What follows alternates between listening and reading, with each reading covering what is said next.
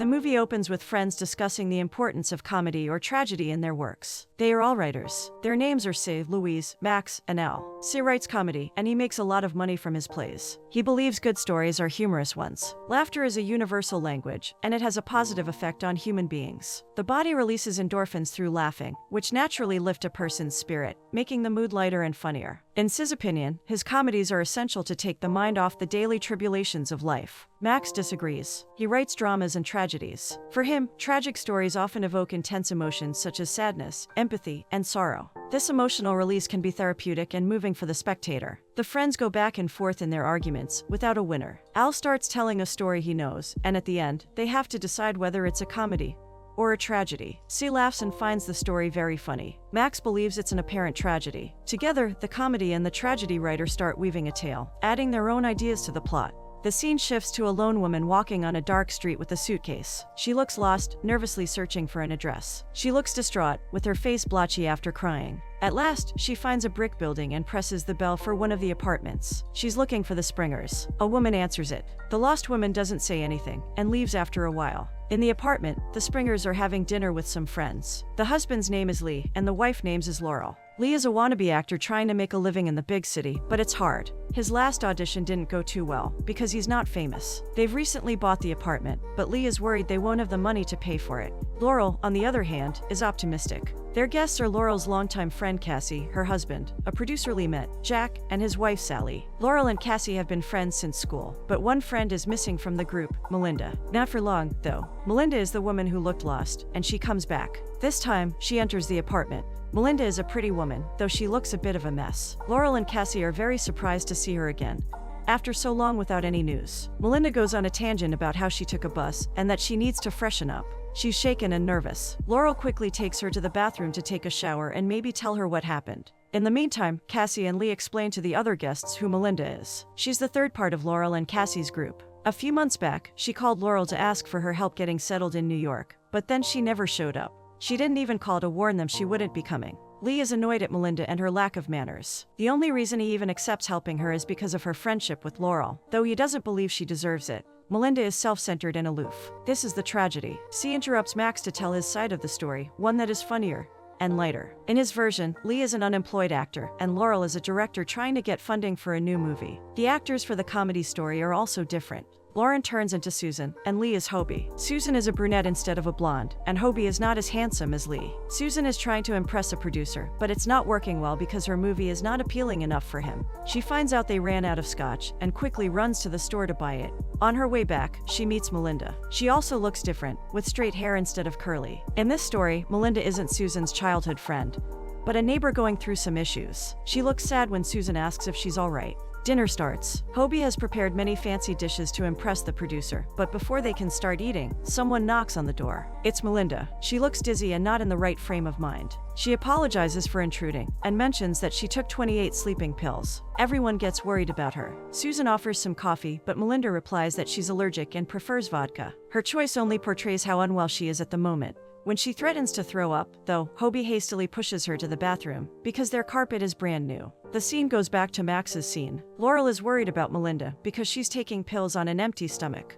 Melinda snidely comments on Cassie's weight, and Laurel explains that she is pregnant again. Cassie and her husband want to have 3 children. The subject shifts to Melinda asking Laurel to stay at her home for a while, at least until she can fix her life. She explains that the reason why she ghosted them is that she tried to take and ended up in a mental facility. Laurel is shocked. Melinda didn't want to be found. She truly felt as if she had nothing left in life anymore. It's ironic how far she fell into a pit of despair because she once had a perfect life. She was married to a successful surgeon, and they had 2 children together. Melinda was a housewife. Over the years, she got bored of her unremarkable life. One day, a handsome and mysterious photographer seduced her, and they had an affair for months. Melinda's husband found out and filed for full custody of their children, alleging that Melinda was in no condition to take care of them. The judge agreed. Melinda can never see her children again. Melinda knows her life falling apart was her fault. That certainty only makes her life harder for her to bear. Back to Melinda from C's story. She's having dinner with Hobie, Susan, and their guests. They are eating takeout after Hobie accidentally burned the main dish. Melinda's story is similar, with the exception that she doesn't have any children because her husband couldn't bear the thought of sleeping with a pregnant woman.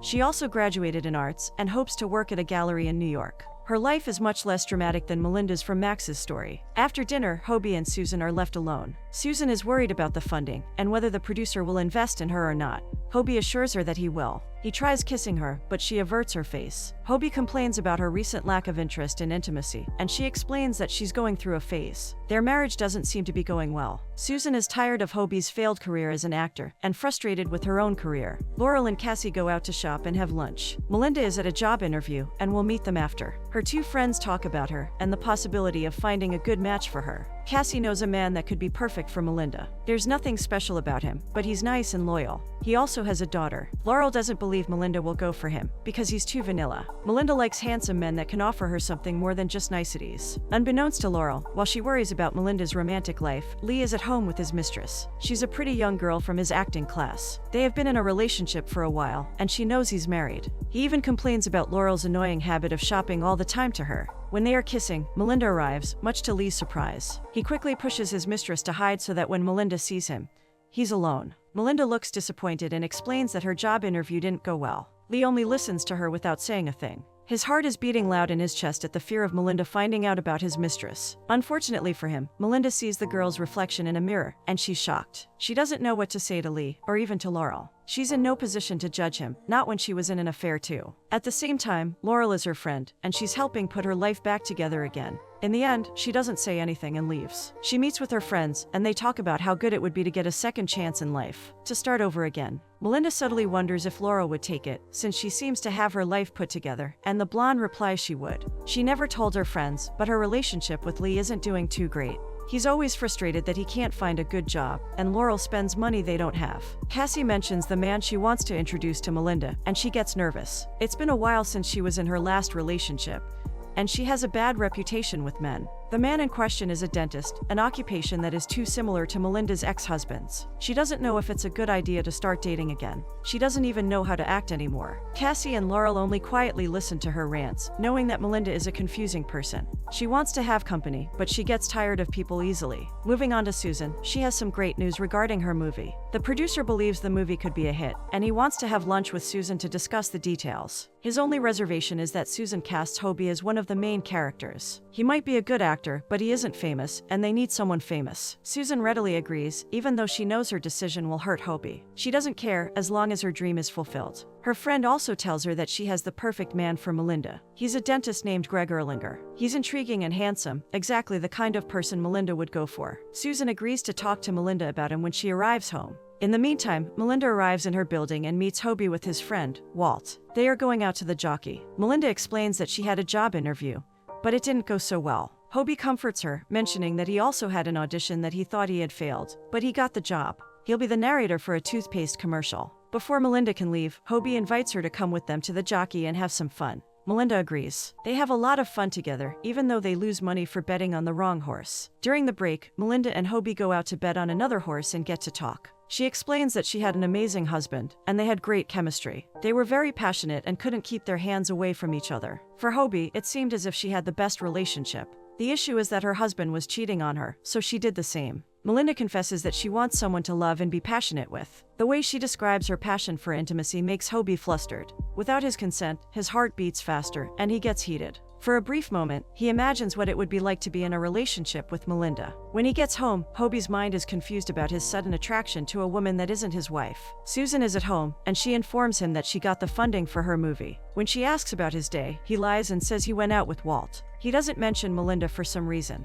He gets nervous as they talk about their pretty neighbor, because Hobie feels guilty. Susan mentions that she wants to give Melinda's number to Greg, and Hobie comes up with many excuses as to why it's not a good idea. Susan disagrees. She calls Melinda, and though she's nervous about meeting a new guy, Melinda agrees. Hobie doesn't know how to act. Greg is handsome, successful, smart, and adventurous. He's everything Hobie is not. He feels jealous over Melinda because he knows Greg and her would make a great match. Back to Laurel, Lee goes to her work to give her some good news. He got the part for the character he wanted. Laurel congratulates him by saying that he would be perfect for the job, and Lee takes offense. The character is a loser, and he thinks Laurel is calling him a loser. He starts arguing with her, and she tries to calm him, explaining that she's only repeating what he said. Lee wants to celebrate with her, just the two of them, but they have a party at Cassie's place. The party is for Melinda to meet her possible future husband. Lee is mad because he feels like Melinda is intruding on their life. Later on, Melinda is freaking out about the party, not knowing what to wear. Lee rolls his eyes at her drama while Laurel comforts her. Melinda is insecure about her appearance, even going as far as saying she's fat.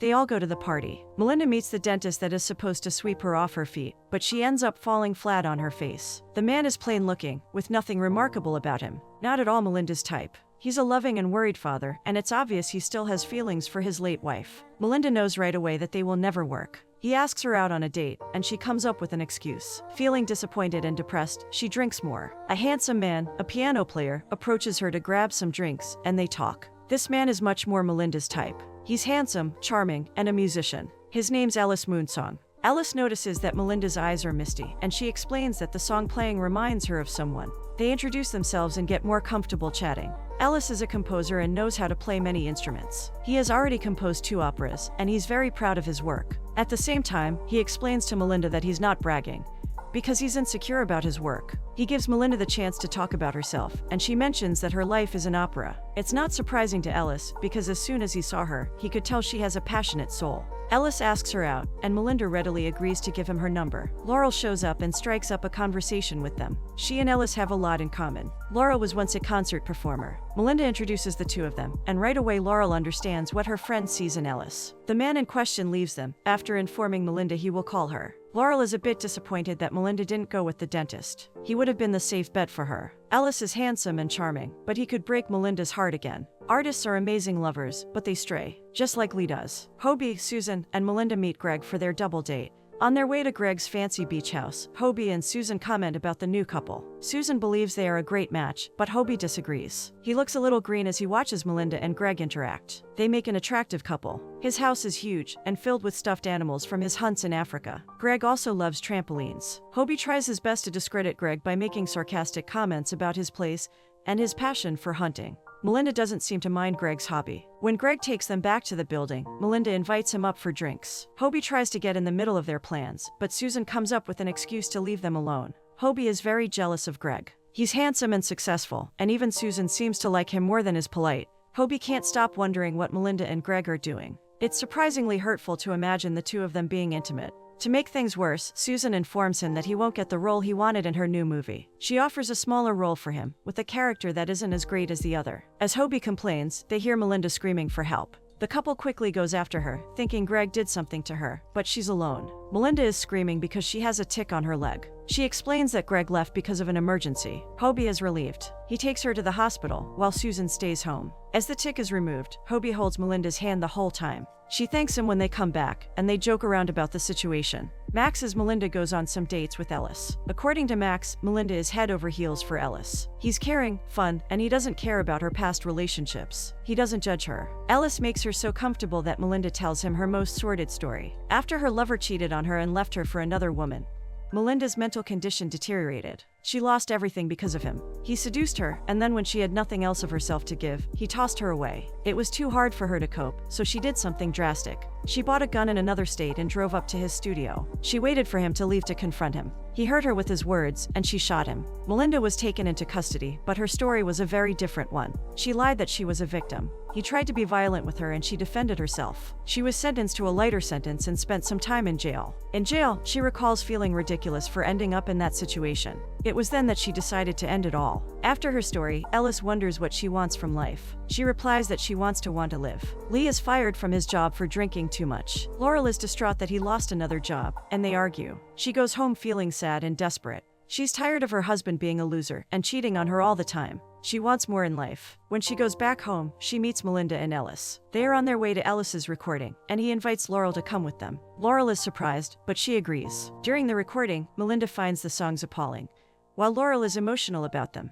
She compliments the musicians to Ellis, and he agrees with her criticism. He also compliments her talent for playing the piano, saying that he could see her soul as soon as she started playing at the party. Laurel is bashful, because it's been a long time since someone paid her a compliment. After that, they go out for dinner. Laurel and Melinda talk about growing up together. Melinda was always the one to attract men in the group, while Laurel was interested in only one, Lee. Melinda was intimate with many men, but Laurel was always committed to Lee. Melinda's phone rings, and she leaves Laurel with Ellis. Laurel asks Ellis what he saw in her soul. Ellis replies that he saw a passionate woman filled with sadness and longing. It's exactly how Laurel feels, and she's surprised that a stranger can figure her out so quickly. She also points out that she knew he would be the perfect match for Melinda. Melinda comes back a few moments later, saying that her lawyers are hopeful about her getting her children back. Before they leave the restaurant, Laurel invites Ellis to lecture her music students someday. It would be great for them. Ellis accepts. Melinda watches the two of them with bewilderment, suddenly feeling a sense of doom. As a beautiful woman who could always get what she wanted, Melinda feels a bit insecure about Ellis and Laurel.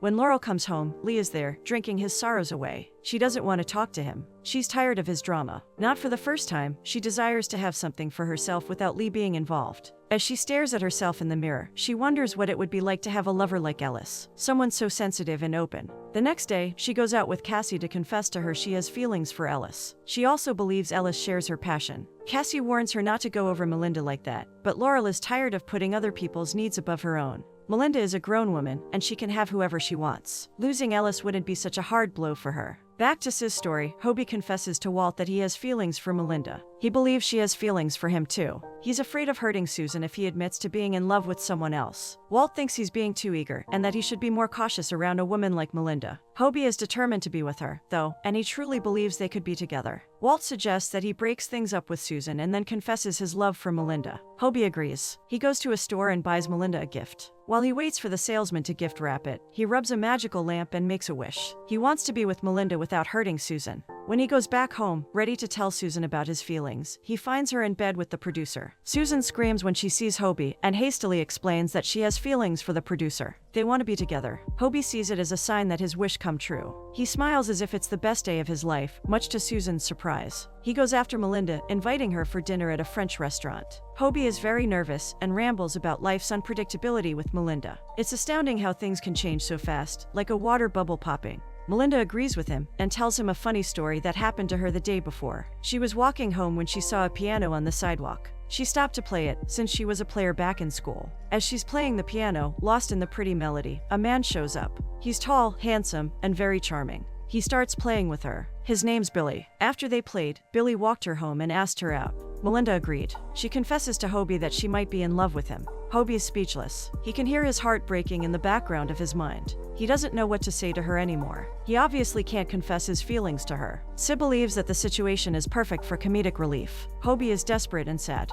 Not only did he lose his wife, but he also lost the woman he liked. Now he's the lonely bachelor from the building who needs help fixing his life. Melinda comes in as a savior. They become closer friends, and Hobie even meets Billy. Billy suggests that Hobie goes on a blind date with a woman he knows. She works in finance, but she's very beautiful, and even posed for a men's magazine. Melinda thinks the woman won't be his type, feeling slightly jealous for some reason, but Billy assures her she will. Hobie still loves Melinda. He's very jealous of Billy and anxious about what they are doing alone all the time. He decides to go to Melinda's apartment to feed his curiosity and ends up stuck on her door. Back to Max's Melinda, she calls Cassie to meet her. She confesses to her she believes Laurel and Ellis are having an affair. She explains that she overheard an argument between Laurel and Lee, in which he accuses her of hitting on Ellis. After that, Melinda is suspicious. She was already betrayed before, and she's afraid it will happen again, even worse this time. She's drinking a lot and popping a lot of pills. To make things worse, she has an appointment with a lawyer to discuss her children's custody. Melinda is a mess during the meeting. There's no hope of her recovering her children, not with her criminal record. After the meeting, she goes straight to Ellis's house. When Ellis opens the door, she knows what she will find. Laurel's there, and she informs Melinda that they need to talk. Melinda barely hears what they have to say. Her mind is a jumble of feelings that she can't hope to uncover. She feels betrayed, lost, hurt, and above all, angry. Not knowing what to do, she runs to the balcony and threatens to jump. Ellis goes after her while Laurel calls Cassie. She can't stay with Melinda anymore, but Cassie doesn't want the responsibility either. Hobie goes on a double date with Melinda and Billy. The woman he's on the date with is beautiful. Billy wonders what Hobie thinks about her, and he replies that she's gorgeous. Melinda is bothered, not because of the way Billy is talking, but because of Hobie. Later on, Hobie takes the woman home while Melinda watches. She doesn't look happy at all. Despite the woman looking beautiful, she's a bit unhinged, as Hobie soon finds out. He kicks her out after she tries to jump from the window. It's late at night when Hobie wakes up to the sound of someone trying to break into his house. He grabs a baseball bat and goes to the front door. It's only Melinda. Much like Hobie did, she was listening behind his door to see if he was with the woman. She admits to being jealous of Hobie. He invites her in and confesses his feelings for her. Melinda is surprised because he never said anything to her. Hobie explains that the timing wasn't right. He chides her for spying on him, and she jokingly admits to finding a piece of his robe in her door. She knew he spied on her too. Hobie asks her to marry him, and they finally kiss. Back at the restaurant, Lousy points out to Max and Sid that their stories could be either a comedy or a tragedy. It all depends on the eye of the beholder. For Max, Melinda's eagerness to find love is her undoing, while for Sid, it's her making.